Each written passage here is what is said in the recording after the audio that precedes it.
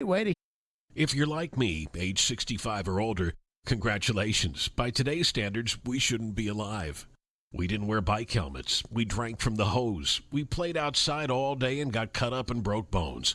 We rode in cars that didn't have seatbelts, let alone airbags. We did things that people today wouldn't dream of. But that doesn't mean we're invincible. These days, we have doctor appointments, multiple medications, and chronic conditions to manage. That's why there's Teladoc Health. Teladoc Health brings together all of your health care into one program, including everything from primary care to chronic care management. We even have coaches to help you with diabetes, hypertension, and weight management. And for non-emergencies, someone is always available to speak with at any time during the day or night, no matter what your health issue is. Teladoc Health offers everything needed to live healthier ever after. Learn more at teladochealth.com. That's TELADOC health.com. Live from the Hiller Plumbing, Heating, Cooling, and Electrical Studios. WPRT FM Pegram, WPUC HD2 Laverne. Nashville's exclusive home for the Nashville Predators. 102.5 and 106.3. A gunny performance. Do your job. And the Tigers regain the lead. The Game. A Cromwell Media Station. Honest hockey talk and opinions. This is Penalty Box Radio. Live. With Alex Doherty and Sean Smith. On Smashville's Best Sports Talk. 102.5 and 106.3 The Game. And the Game Nashville app.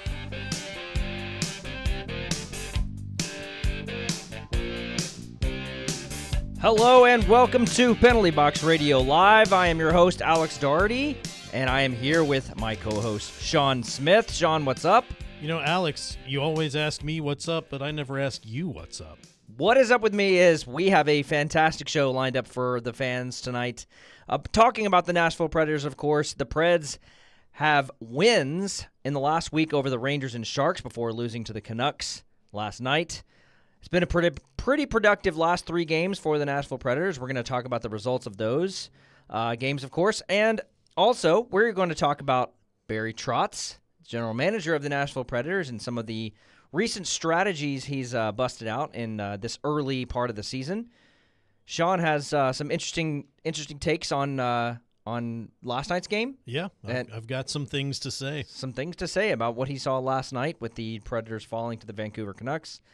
And we're going to talk about some other players, of course, guys like Kiefer Sherwood, Tommy Novak. We're going to talk about some offense stuff. Then we're going to have the 3-on-3 draft, of course, everyone's favorite, at the very end of the show. But we're going to start with the puck drop topic. Puck drop tonight is, are you surprised or disappointed after the Preds' 3-4 start to the season? So 7 games, they're 3-4. Are you surprised or disappointed? Go. I am surprised that I'm disappointed. Okay. All right. You kind of cheated, but I like it. It's not cheating. Listen, it's reality here. Look, if you told me at the beginning of the season, look, after 7 games, Preds are going to be 3-4, I would have said, okay, it's fair. That's fine. But I'll tell you, they're 3-4, and I feel like I'm disappointed because I feel like some of those losses could have been wins. Okay. And I when I look at it from that perspective, I'm surprised that that's the situation that we're discussing right now. Okay. I think I should have, if it was, okay, it's 3-4, I could have been like, okay, believable, fair, I'm good with it. But based on the results, based on the gameplay, I feel like it could be a little bit different. I would say I'm surprised because I didn't think that they would, I mean, this sounds bad, but I did not think that they would have 3 wins at this point. This is a tough first 7 games. Really the first 10 games if you include the Toronto Maple Leafs this coming Saturday. And then, we all thought Seattle would be better. But I really thought, when I saw the first 10 games of the season, I thought it was going to be like 2-8. Maybe they'd only have 1 win. Just based on, Tampa, Boston, Edmonton, Rangers, Maple Leafs, Seattle twice. Like, that's tough. I figured they'd probably beat the Sharks. They did. I thought they'd probably beat the Canucks. They didn't. I thought 2 wins in these first 10 games. They've already got 3. Yeah, I thought 2-3 seemed about right. That's Okay. why I'm surprised that I'm disappointed. By the way, you can text the show. The text line is open, 615-737-1025.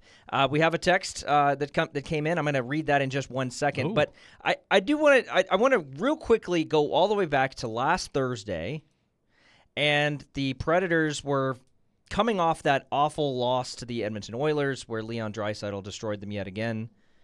And everyone's favorite hero stepped up to the plate in the first period in Madison Square Garden. And Sean Smith's brother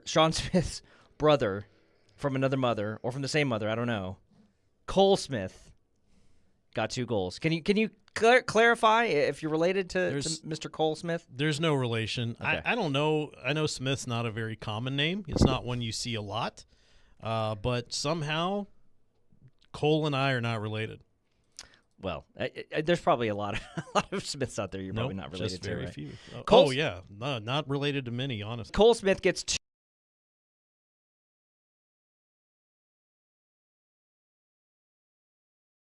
Loss. The Rangers get that win. The Predators get that win over the Rangers. Then on Saturday, they take on the San Jose Sharks. I would say the score maybe a little misleading. Still a good win over a bad Sharks team, but 5-1 was a little bit of a generous. Honestly, they played them more even than that. Yeah. There was a couple easy goals in there, and Kiefer Sherwood basically took over the game in the second period, right? Yeah, just really a powerhouse this season, and I'm happy to see it. He seems like a great guy, and playing some inspired hockey right now. Yep, and so Kiefer Sherwood gets a Gordie Howe hat trick. Now here's where I want to read our tweet. Oh. I'm sorry, not our tweet, but our text. Our text. This is coming from Skyler. He says, "Get my boy Tommy Novak more shots on goal." Well, Skyler, Tommy Novak had a shot on goal and a goal, actually, in that game against San Jose. He had a beautiful goal from a pass by Kiefer Sherwood. Thanks, Skyler, for texting the show. But Tommy Novak had a goal, and then last night, so they beat the Sharks 5-1, and then last night in against Vancouver, Novak has a great pass to Kiefer Sherwood to get a goal. That was a beautiful play. It was. I tell you what, that was an electric goal because everybody outside of people up in the media section just shot up. Place went crazy. I mean, it was a game-changing moment that unfortunately did not come to fruition at the end of the game. But man, that was a great, like I said, electric goal. I talked to Tommy today after practice, which I want to actually mention something about practice later in the show that was I thought interesting. But and I just made a comment to Tommy that he'd made a great pass on that play, and he was really effusive in his praise for Kiefer's shot because he said the pass came in kind of bouncing. And if you watch it, he's right. Like the pass came in hopping, right? Yeah. It was really a hard pass to collect. But man, that one-timer was perfect. He thought Kiefer's shot was better than his pass. Wow, that's high praise. I mean, but yeah, it can be hard to control a pass like that. But he made it look easy. So we're going to talk about those two a lot today. Actually, Sherwood and Tommy Novak, they're big. Back to the Sharks game for a second. Sammy Fagemo gets his first goal as a Nashville Predators player. Power play goal, and he scores it and just hands to the sky, embracing the 17,000 at Bridgestone Arena, including in that crowd his mother and brother, I think is what he said. I think so. So he had some family in the stands. And then, of course, everyone's favorite moment from that game, Luke Evangelista gets a great pass from Dante Fabro, but just before that, he got a great stick from Pete Rogers. Yeah. So his stick breaks, and he goes immediately to the bench, gets the stick from Pete Rogers, goes back out there and collects the puck, makes a great move on who was the goalie? Blackwood? Yeah. Yeah. So, and I asked Luke about that goal and about that move, and I was kind of trying to find out, like, is that his main move? And he says basically that's his main move. When he's coming in from that angle, when he's coming in straight on, and he can kind of move right to left slightly, that he moves like that. He fakes in and he cuts across and tries to. It's kind of like the Datsuk move, but it's not quite as filthy as that. It's not the Datsuk. No one's Datsuk. Well, Datsuk. Datsuk is Datsuk. Yeah. But it's kind of in that same vein of like the type of move. But it was a fantastic move and a great goal, and that was really impressive. So there's been a lot of impressive moments over this last week, right? I mean, this is I know the Canucks game we're going to talk about. We're going to save probably most of one of our segments for that. But I mean, the last week has been pretty impressive. I mean, Sure. these three games, lots of impressive goals, some really good play at both ends, some good goaltending. I mean, you can't be too upset about it. No, and I think, you talk about some good moments, and it's coming from people that I don't like to use the idea that you wouldn't expect these moments from these people because, you've moved a lot of players out. There's basically a vacuum for people to rise to the top here and put on some good displays of skill and speed and just nasty shots and things like that. So I think it's great in the sense that you're getting a chance to see. We've talked for a long time in the media world of the Nashville Predators about the youth movement and how we were promised a youth movement. It didn't happen. And you're seeing some of these younger guys come in and have some of these big moments. I think that's exciting. Yeah. I like hearing new names. I like talking about new players coming in and doing these things. And what a great story for Fagemo to come in and have that power play goal. First game with the team, picked up off of waivers, and that's exciting. So let's address the Canucks game to start, and we'll continue this into the next segment. But so that game, it felt very weird to me. I felt like there were a lot of odd bounces. Certainly the Philip de Giuseppe goal felt very strange, just the way the puck bounced in. That whole play was bizarre. So Saros went for the poke and missed it, and it was just that whole thing was strange. But at that point, the Canucks went up 3-1, and the first two periods of that game, I think the Predators were not playing well. No, it wasn't their best performance, offensively or defensively. It just seemed like they were having a hard time collecting themselves. I feel like the Canucks did a really good job of just really denying them clean zone entries.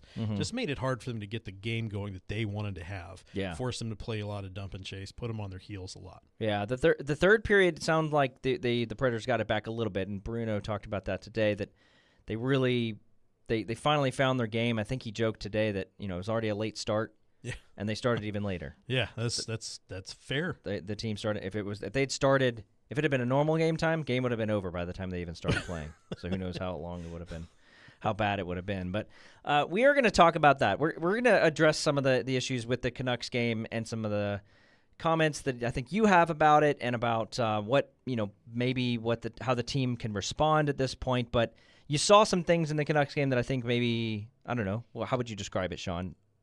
Disappointed you? Frustrated me, yeah. Okay. So frustrated. We're going to hear about why Sean's frustrated.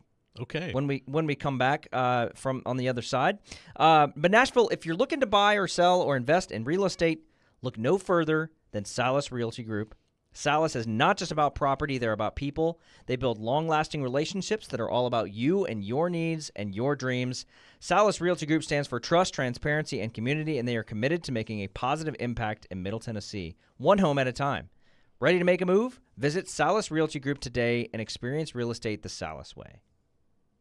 We are Nashville's best sports talk, live and local from 6 a.m. to 6 p.m. When you want the national Hey. I got this. I'll take it from here. Okay, go ahead. Dying to hear this. We have the best national voices that you'll find anywhere. Who was more deserving of being thrown from their game? I'm odd, so I get the odd picks. They have a new coaching staff. It's not a bad scenario for them. We are 102.5 and 106.3 The Game. And 94.9 The Fan. There are ordinary hotels, and there's the Four Seasons. There are ordinary cars, and there's the Rolls-Royce. There are ordinary handbags, and there's Gucci. There are ordinary engagement rings, and there's Genesis. A Genesis diamond ring is unlike any other. Artistic, innovative design, handcrafted precision, exceptional detail and quality. This is why people who work at other jewelers come to Genesis for their rings. A Genesis ring is considered the gold standard in bridal, with no compromises, no cut corners, nothing short of perfection. We have the look, the style every woman dreams about. At Genesis, you'll find dozens of exclusive world-class bridal designers who are revered for their attention to detail, exceptional vision, and superior craftsmanship. A Genesis ring rises to the occasion, reflecting her style, her unique personality, her confidence, her individuality. In a world filled with ordinary, for this moment, choose extraordinary. Choose Genesis. Genesis Diamonds, Green Hills, and Cool Springs. At Harbor Freight, we think you shouldn't have to break the bank to get great tools. Because we know that for some of you, tools are part of the job. And for others, they're just the beginning of making, fixing, restoring, and building. That's why we make high-quality tools that are priced affordably, because we love being the start of all your working, making, fixing, restoring, and building. Whatever you do it for less at Harbor Freight. Predators fans, Brewhouse South in Cool Springs, Brewhouse 100 in Bellevue, and Brewhouse West on Charlotte Avenue are 1025 The Game's official home for Predators watch parties. Catch all the games at Brewhouse and enjoy great specials on Blue Note Whiskey and Black Abbey beer. Hey Nashville, this is David Poyle. You're listening to Nashville's best sports talk, 1025 The Game.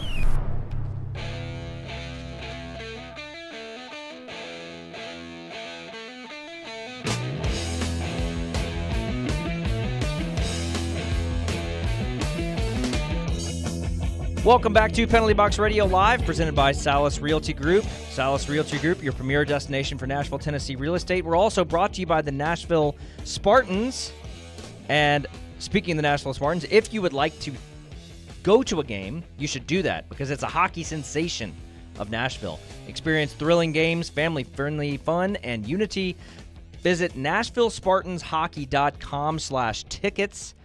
Select your game. Use the promo code PBR50 for an exclusive 50% discount on your tickets. Don't miss the excitement. It's a great time. I love it down there. Spartans hockey. Go check it out.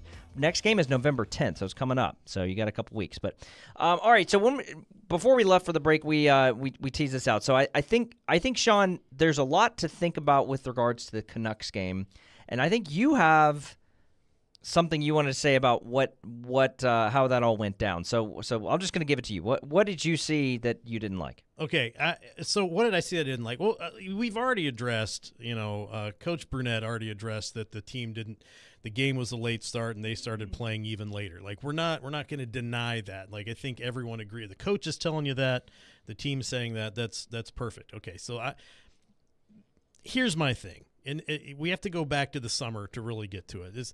Over the summer, Barry Trotz made some comments after they made some big moves after free agency opened up, and made the comment.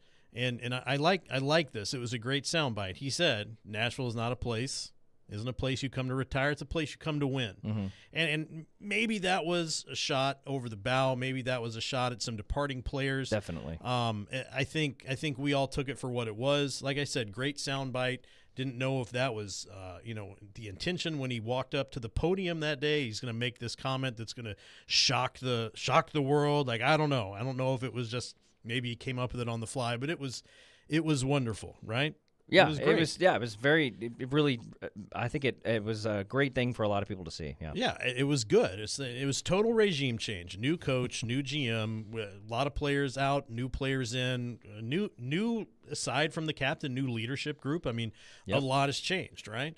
And look, the season up until last night has been what it's been. Like I said, I was surprised. I was disappointed. You said you were surprised. We were expecting less, I guess you could say, than what we've seen so far. Fair? Yeah, for sure. So last night happens. All right. Beginning of the game, pregame hype video, Barry Trotz is on there. And then look, there's doubles down on this whole idea. Makes the comment again directly into the camera, well rehearsed. Nashville is not a place you come to retire. It's a place you come to win. And I'm like, yes, this is great. This is the attitude you want to have. And then they play the Canucks. And you get the result that you had last night. And after the game, players and coaches alike make the comment, the other team just wanted it more. Mm-hmm. We wanted to win, but the other team wanted it more. Okay. Now, I think we can all agree, Alex, and everybody out there listening in Penalty Box Radio land, that under John Hines, we saw plenty of uninspired performances where it didn't seem like the team really had a drive to win a game. Yeah. I mean, you can always say, we did the best we could. That doesn't really mean that it happened. It was frustrating hockey, correct? Yeah, that's been the last 4 or 5 years, yeah. Right. I mean, it's not new. It wasn't new last season. It's been happening for a while. End of the Laviolette era, most of the Hines era. Mm-hmm. And then all of a sudden, after these, we're going to get everybody fired up. You don't come here to retire. You come here to win. Mm-hmm. And then you see the Canucks game, and it's right back to this. Well, yeah, the other team, they wanted it more than we did. I really wanted to win, but the other team wanted it more. Why is this still happening? Like, why? Like, again, we're doubling down. This is a place you come to win. Why are we still seeing a team that doesn't want to win as much as the other team? I know that if you're going to put both teams up, obviously they both want to win. I mean, they're not showing up to lose most of the time unless there's like a really cool draft pick out there you could get. But yeah, in the point where you're saying this is a place you come to win, why 7 games into the season are we saying the other team wanted it more? I think okay. So my response would be I do think that you have to give it some time. I think you're always going to be judged on with hockey. It's an 82 game season. You're going to be judged over the course of a season rather than just in little snippets. It's such a long haul, and there's a lot of different things happening over the course of a season. If we saw things like that game, once a week, okay, a couple times a week, or just every night, there would be a major problem. And I think that you'd have to start questioning some things. But okay. I do think that in life and in specifically in this sport, you're going to have nights where you don't have it. I think that was probably one of those nights. I would say that of the how many periods have they played? They've played 21 periods so far. They've had what, like 4 bad ones? Sure, yeah. No, that's pretty good. Yeah. And look, I mean, last night, realistically speaking, and I think this is where the frustration comes from. Yeah. Is you take away the Philip DiGiuseppe goal, this weird bouncing nightmare for UC Saros that just did not go the way anybody expected it to or wanted it to. Yeah. No one on the Preds wanted that to happen, I guarantee. You take that goal away, it's a tie game. Yeah. I mean, you're playing a totally different game the rest of the game after that moment. That was a winnable game. So maybe am I just reacting too harshly too soon? Do we just need to wait until American Thanksgiving and see how many of these games there are before we make some kind of judgment call? Wait till British Thanksgiving, which is never. Yeah. So I think here's I do think you're overreacting a little bit just to the one game. Okay. And also I think if you were so of the how many home games have they had of the 4, 3, 1, 2, 3, 4. They've had 4 home games. All 4 of those home games, they've played that same video with the Trots saying that you came here to win or whatever. And of those 4 home games, they've won 2 and lost 2. So one of which being the Oilers nonsense, and then last night. Right, you're right. So, if they lost all of them, or if they had no jump in their game, I think that would mean something. But here's where I was going to respond. We talked pre-show about this, and here is my response. Okay. I will tell you that you are not the only one who noticed all of this happening and took a harsh tone to the maybe lack of effort or the lack of will or whatever, is wanting it more. Desire? Do you know who did also notice that? I hope in my heart of hearts that it is Predators head coach Andrew Brunette. It is. Okay. So because at practice today, they spent quite a lot of time just doing a lot of skating. Ooh. So there was a ton of skating at practice today. And in fact, there was not only skating like as part of drills. I mean, all drills have skating, but there was non-puck skating. And that's usually a sign where it's like this is just it's not a punishment. I really don't see it as that. I see it as more as we need to get back to finding our strength, finding our sort of work ethic here. And there was a ton of that. And here's what happened. They did this long skating drill at the end where each group went about 4 or 5 times. And it was a really full ice, starting, stopping, cutting to corners, touching the wall kind of stuff. I mean, this is what you'd see. This is like Mighty Ducks kind of like, let's show them how we do it kind of stuff. And they did that. And then that was the last thing they did as an organized practice. And then they all gathered in the middle, and Bruno talked for about 2 minutes maybe, and I couldn't make out everything, but I did hear the words home ice a lot. I did hear that several times. Okay. And I if I had to gather what the message was, it was, we don't look like that on home ice. That is me supposing what probably was being said, but I would bet that is exactly what was happening. I'll take it. As it was we didn't look good on our home ice. We've got a home ice game coming up this Saturday against Toronto. We don't want to look like that again. So we'll see what happens against Toronto on Saturday, but that was what I observed today. So what do you think about that? Well, that is encouraging. Okay. As short of, Brunette out there with the whistle, blowing it, saying again, and asking them what their name is and who they play for, that's what you want to see, right? Yeah. And he's if what you are saying, if you're, your not prediction, but your implication there, your whatever the word I'm looking for is correct. Your hypothesis. Your hypothesis is correct. Then yes, that's exactly the response you'd want to see in practice the next day. We've got a couple texts that I want to get to that are kind of related to this. One person, these are not named, these are just numbers that are coming in, but one person says that they want us to address the slow starts that the Preds have gotten to when they jump in the first period. The game is hopeful. Here's what I would say to that. That's true across the board for any team. If you look at the win-loss record of teams that score first, it's like 80. It's like 75%. I mean, most teams, you score first, you're probably going to win the game. It's just the way hockey works. You get up, and then you can play defense and prevent goals from happening. Not every team does that, but most teams, if you score first, you're going to win. Now, they need to also be in the game early on. Even if they get scored on first, they need to continue to be, getting more chances. So that's how I would respond to that. The other person says, hey, guys, love your Preds coverage. Hey, thanks. Appreciate that. Do you think the inconsistencies are a result of a very young team, or could it be an early symptom of systemic issues? So I do not think that it is an issue of early symptom of systemic issues. No. Inconsistencies right now are 100% because it's a young team with a new coach and a new system and trying to shake off the feelings of a previous regime. Agree. And take someone like Roman Josi.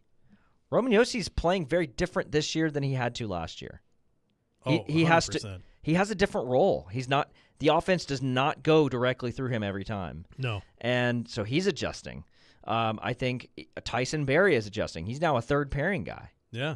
Luke Evangelista's role is different. Tommy Novak's role is actually kind of similar, and he's still kind of producing, right? Yeah. Parsonen's, his role has changed. Forsberg's just coming back from an injury. Big time. So these inconsistencies, I think, are definitely not a systemic issue right now. And now if we get to like January, February, and we're still seeing the inconsistencies, then you can start questioning that. But that's how I would answer that question. Or American Thanksgiving. Tell us about some defensemen, Sean. Some defensemen? Yeah. Which one do you want to talk about? Well, basically, we were going to talk about Barry Trotz and this waiver strategy. We're going to save that for the next segment. So, okay. I did some diving and talked to Barry Trotz about this new waiver strategy that he came up with that they've started using recently that I think is pretty interesting. So we're going to talk about that a little bit. We're also going to talk about maybe some forwards when we come back from the break. But Sean. Oh, you want me to talk about defensemen? Yes, go for it. I can do that. The Nashville Predators have had some incredible defenders over the years. Weber, Ellis, Ekholm, Subban, and, of course, Josi. But every great defender needs a great partner. And when you're looking to buy or sell a house in the greater Nashville area, you'll find a great partner in the Salas Realty Group. Their comprehensive listings offer detailed property descriptions, images, and virtual tours for an immersive experience of Nashville homes for sale. At Salas Realty Group, building relationships is their priority. With unparalleled customer satisfaction, make Salas your trusted partner in Nashville, Tennessee real estate. Wendy's new breakfast 2 for $3 Biggie Bundles let you create your own delicious combo. Choose from a sausage biscuit, egg and cheese biscuit, small seasoned potatoes, and a medium hot coffee. But it's obvious which combo's the best. Sausage biscuit and small seasoned potatoes. Well, maybe it's the fresh cracked egg and cheese biscuit with a medium hot coffee. Or 2 savory sausage biscuits. Whichever you pick, you can't go wrong. Choose wisely. Choose Wendy's new 2 for $3 Biggie Bundles. Limited time only. U.S. price and participation may vary. Not valid in a combo. Single item at regular price. Nashville's radio version of The Odd Couple. You would trade for the third pick? Yeah, I don't know that I would do that. Robbie Stanley and Joe Rexrode are Robbie and Rexrode. I'm here for the discussion. I'm not. It's a good one. It's absurd. Robbie and Rexrode, mornings from 6 to 9. Win the games. When they get in the playoff, they'll have a chance to. Presented by TJ Anderson Homes of Benchmark Realty on 102.5 and 106.3 The Game and the Game Nashville app. Hose and Belting Specialties in Murfreesboro is your local source for hydraulic, air, water, and chemical hoses, along with conveyor, timing, and metric belt needs. They stock metric fittings for both air and hydraulic applications. Hose and Belting Specialties stocks Parker hydraulic hoses and fittings, Goodyear ContiTech industrial hoses, and V-belts, just to name a few of their lines. For any of your industrial needs, call 615-895-HOSE. 615-895-HOSE. Houston Clinic Orthopedics wants to thank their patients for voting them the #1 orthopedic practice in the Nashville Scene Poll for 3 years in a row. Their physicians specialize in spine, joint replacement, knee, hip, upper extremity, and other orthopedic conditions. At Houston Clinic Orthopedics, they adhere to all CDC guidelines for the patient's and staff safety. To experience world-class orthopedic care and see a list of all physicians, visit their website at tn.houston.com and book your appointment online today. Chris Brockman here from The Rich Eisen Show. And do you want even more excitement on game day? Yeah, you do. It's time to get on Prize Picks, the best way to win big on fantasy sports. Here's how it works. You pick 2 to 6 players. You choose more or less on their stats. If you get them right, you can win up to 25 times your cash. It's quick and it's easy to make your picks with fast and safe deposits and withdrawals. Prize Picks is the place to play. Prize Picks has awesome weekly promotions, and they're the only daily fantasy platform with an injury insurance policy, keeping you in the game even if one of your players goes down. Watch your entry update in real time and continue the fun by making picks on the second half and fourth quarter stats. And right now, when you go to prizepicks.com/primetime, use code PRIMETIME for a 100% deposit match. Prize Picks, daily fantasy sports made easy. Must be present in certain states. Visit prizepicks.com for more details. He breaks down every game. The players are still going to be fine. And knows the ins and outs of the two-tone blue. They deal with their own position coaches. He is ESPN NFL Nation Titans reporter Teron Davenport. It's clear what he's doing. TD joins every Monday at 1, Thursdays at 3, Friday mornings at 8, and anytime on the Talkin' with TD podcast. I think that's really cool how he could show both sides. TD is on 102.5 and 106.3 The Game and the Game Nashville app. You're listening to Penalty Box Radio live on 102.5 and 106.3 The Game and the Game Nashville app.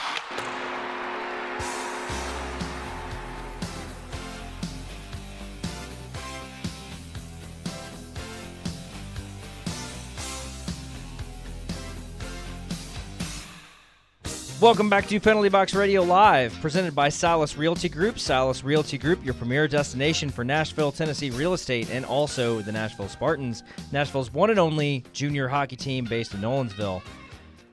Sean. Yes. Let's talk about Barry Trotz. Okay, well, I'll tell you, I read a really interesting article today over at www.penaltyboxradio.com. Well, I wrote an article at penaltyboxradio.com about Barry Trotz. So here's what's funny. I was like realizing that, you know, after the Predators added Sammy Fagemo on October 2nd, right before the season started, and then they just recently added Liam Foudy. I went back and I was like, how often do they add waivers? Because it doesn't feel like it's happened that often. No. It used to happen a little bit more frequently, but not that much. So in the last 5 years of David Poyle's general managing of Nashville, he added a couple players. And during the Cup run, I think they were kind of trying to, or the 16, 17, 18, they were kind of trying to pick up some guys. But it just does not happen. And it hasn't happened since 2021. So it's been 2 years since they've even tried it. Now, a lot of that is because it's a roster issue. Like you can only sign so many contracts in a season, and you only have so much room in your roster. It's not usually a cap issue because they're usually not that expensive a player. But right. So, but they added these guys, and I just wanted to find out, you know, what's the deal with what's the deal with airline food. What's the deal with these waiver pickups? What's going on? Who are these people? And so I went and talked to Barry Trotz about this specifically, and I actually have audio of Barry Trotz talking about this. I got this at morning skate, so there's a little bit of background noise, but you can still probably hear it. So here was Barry Trotz. You'll hear me in the beginning, but here was Barry Trotz talking about the decision to make those two claims and maybe the strategy behind using the waiver wire to add to the roster. The team hasn't really used that strategy as sort of building their roster in the past, but here you've made two pickups. I'm just curious about the strategy there. What's the mindset behind checking the waiver wire and adding to your team that way? Well, I think in the past, they've had Preds have been a deeper team. They're probably a little more in that window where they've had a lot of depth. Probably signed a lot of that depth. Some older players, and I didn't do that. I undersigned for a reason, because I wanted a path for young guys, but for opportunities like the two pickups that we picked in Fagemo and also with Foodie. And if you remember what I said, I'm always looking to improve the skill if I can, improve scoring, or improve speed. And in Samuel's case, obviously he's been a goal scorer and he's put up pretty good points, known as more of a skill guy. So that was the swing there. And then with Foodie, he's got blazing speed. He really does. But he hasn't been able to make. Both of them have not been able to find the consistency to stay on their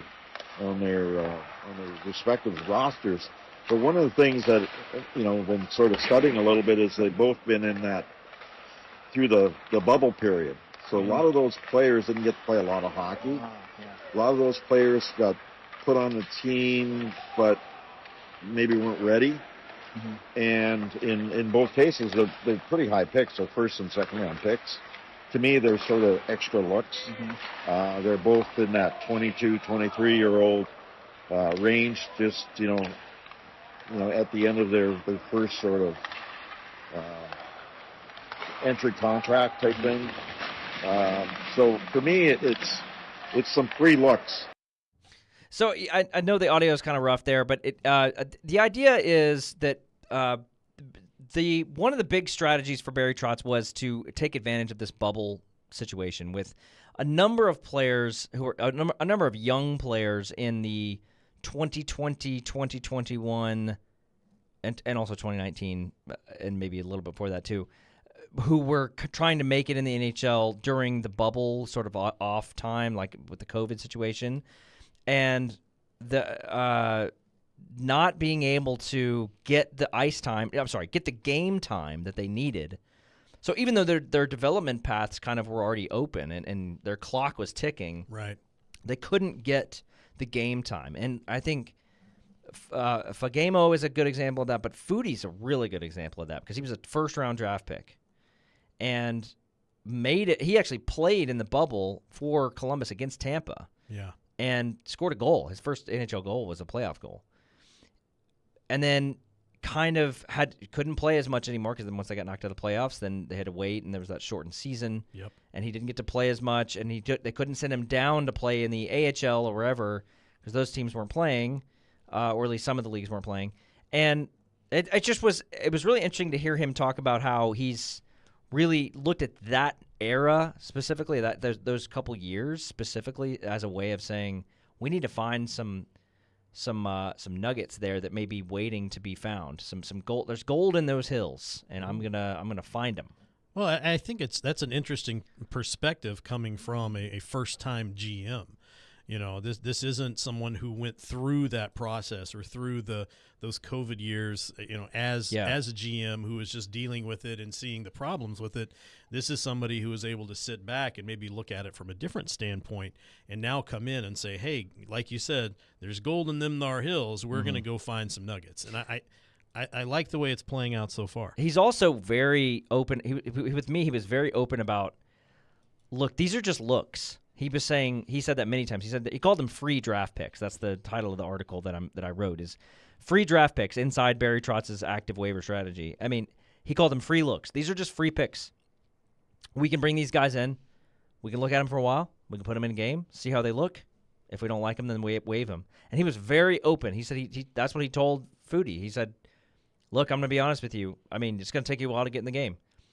Sure. Once you get in the game, you're not going to get many looks. But we want to test you out. And I think that what he was really saying there is, I think there's a subtext here, and the subtext is named Philip Tomasino. Okay.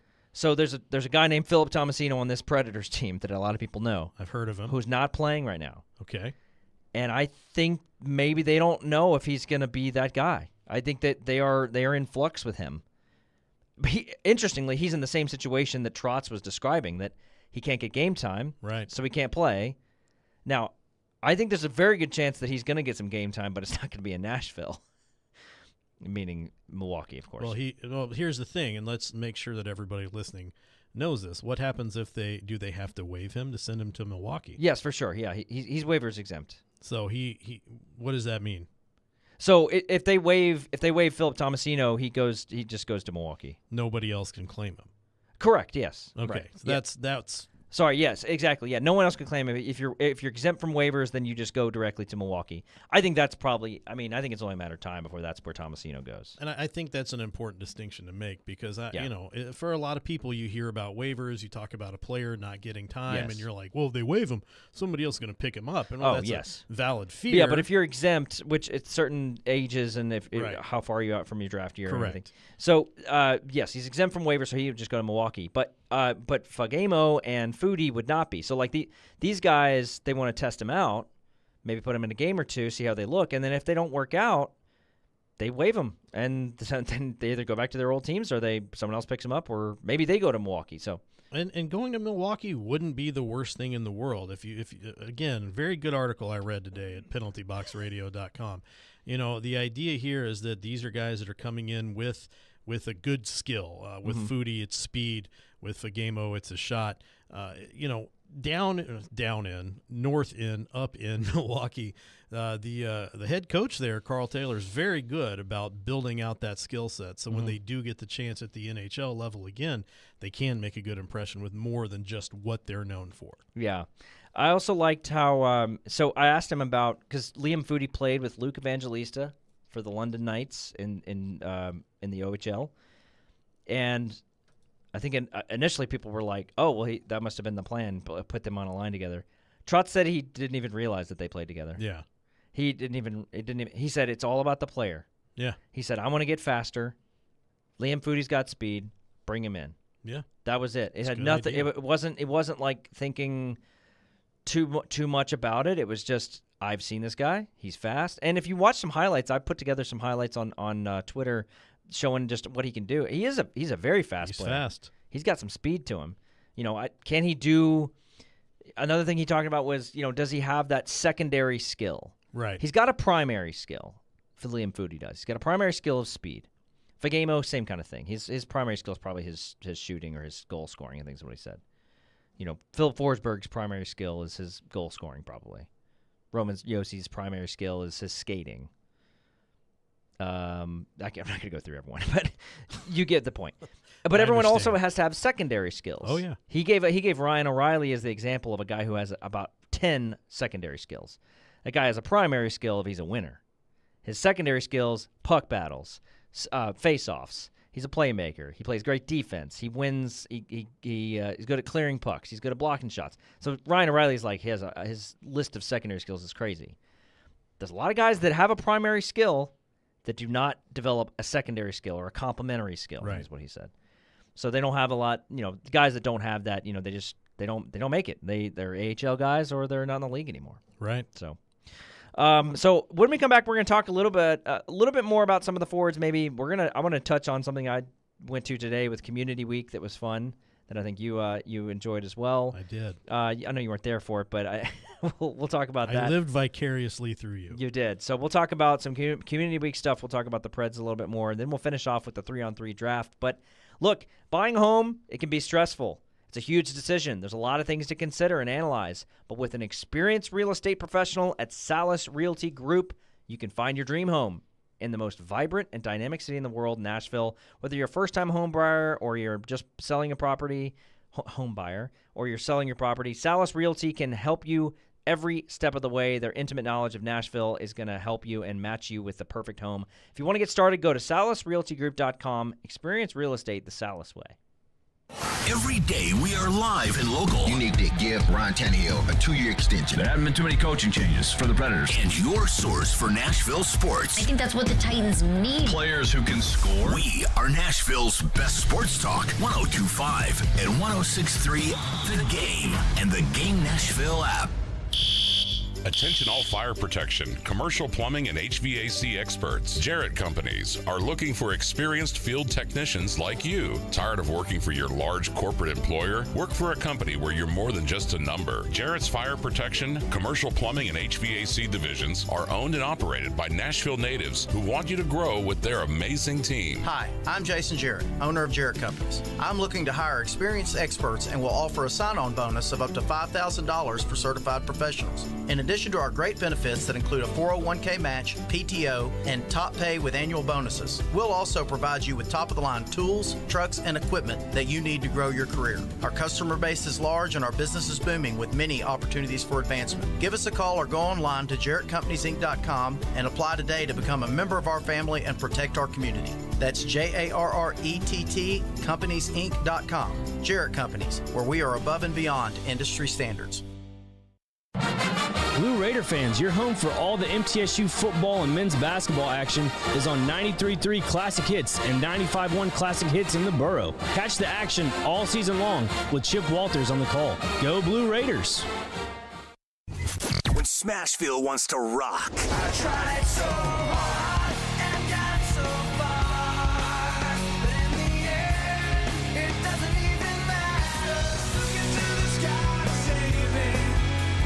Looking for a sign of life, 'cause it's too cold for you here. We are Nashville's rock station. 102.9 The Buzz. Exergen thermometers are the smart choice when selecting a thermometer. With children back at school, keeping them healthy is important. Got a fever? Stay home.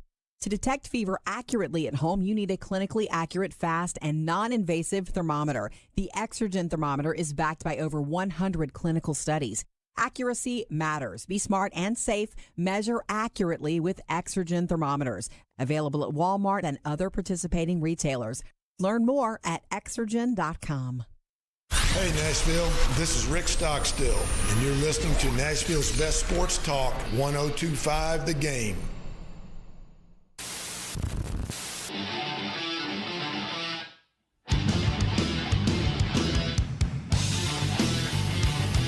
Welcome back into Penalty Box Radio Live, presented by Salas Realty Group. Salas Realty Group, your premier destination for Nashville, Tennessee real estate, and the Nashville Spartans, Nashville's one and only junior hockey team. All right, so I want to tell you a little bit about what I saw at Community Week real quick, because that's going on this week. The Predators every year have a community outreach week where they do all kinds of different things. They go to Vanderbilt Children's Hospital. There's the clay shoot thing that I went to today. They're going to play pickleball tomorrow, I think. Ooh. There's like a Q&A thing. There's a lot of stuff with kids and that sort of thing. It's great. It's a lot of fun. It's always exciting. But Sean, I went to the clay shoot for the first time. Okay. So this has been a long time thing. I think it started, did Mike Fisher start it? Well, I know that right. he has one. I don't know if these are separate events or if they've merged events. I think it's merged. I think it's what it is. But it's basically at the Nashville Gun Club, I think it's called, and it's like a clay shoot. So I didn't know what this was. Okay. But it's basically like if you can picture like a golf course, but instead of each 18 holes is a course where you hit a ball, there's like a thing set up where you can shoot these clay things. Yeah. I didn't know this. This was not a. I grew up at a rod and gun club, so I pretty familiar with a this. Rotten Gun Club. A rod and gun. Oh, Rod and Gun. The Richmond Rod and Gun Club. I thought in Richmond, California. I thought you were saying I grew up this Rotten Gun Club. I grew up in it. No, it's a place where you can fish or you can shoot. Got it. Okay, I understand now. So I went to this clay shoot, and several Predators were there. Ryan McDonough, Gus Nyquist, Yakov Trenin, and Cole Smith. Now, first things first, Cole Smith came prepared. Because this is Cole Smith's wheelhouse. this event. I believe it. He brought his own gun. It's a nice gun, too. He brought his own, what do you call them, headphones? Ear protection. Ear protection. He brought his own ear protection. Yeah. Prepared. He had a really fancy, smancy, like, special gun. Everyone else is using, like, the house guns. Yeah. You know, whatever. It's like when you bring your own bowling ball to the bowling alley or whatever. Yeah. So he was really good, too. He was shooting, you know, I don't know how the points work, but I know that he was among the leaders in the points. I'm sure. So Ryan McDonough was all business, just shooting these things. He looked focused. Yakov Trenin did not seem as comfortable. He mentioned that he likes to shoot stationary targets, and so these things were moving, so it was a little harder. But, you know, I also talked to Gus Nyquist. Now, Gus, he said he had done this a couple times, but remember, Gus is Swedish. Yes. So he said, you know, we're not used to this. So the Swedish culture is not used to handling a lot of guns. Right. So he said, yeah, it's kind of a culture thing, you know, in the U.S. There's a lot more of this going on. So he was like, he basically said, I'm not as good at this as maybe some other guys because, you know, he didn't grow up in the rod and gun club like you did. Yeah, well, I mean, not everyone can. Yeah. It's not a part of everyone's life. It's just what my dad was into, so it's either there or the drag strip. I don't know. Yeah. So it was really cool, though. I mean, like, it was a really pretty day, and just walking around, or not walking around, but riding on a little golf cart and talking to him about it. And, yeah, Cole Smith he's really good at this stuff. I just want to backtrack real quick, and this relates to what I was just saying. They had a really hard practice today. Oh, we did talk about this. Yeah. They had a hard practice today. Right. Cole Smith said they said that they were pretty tired after the practice, so the clay shoot was even more work. Yeah. Because the practice was hard. And hopefully their shoulders are used to the kick of that shotgun. Oh, I'm They're sure. going to end up with bruises up there. I'm sure they'll be fine. I'm sure they will. Yeah. They're tough guys. I don't think that they were too worried about that, but they did seem, because they also had a late game, right? I mean, it was a later game and a hard practice, and It's then true. they got to go shoot 18 holes of clay, whatever. How are they 18? Do they do it 18? You know, at the Richmond Rod and Gun Club, it was you rented out like one of the stalls and you just stay there and shoot. It wasn't any. Yeah, and by the way, last week's guest of the show, Anthony Botetto, also out there shooting clay. How did he do? I didn't talk to him. We whizzed past. I saw him and I said, "Hey, Okay. Tony," and he's waved. That's awesome. That was it. So no real acknowledgement. There were a lot of people out there. I mean, Hal Gill and Chris Mason and all those people, and tons of some country music people that I don't know. But you know what I do know, Sean? What do you know, Alex? That it's time for the 3-on-3 draft. Oh boy! So let's get it going.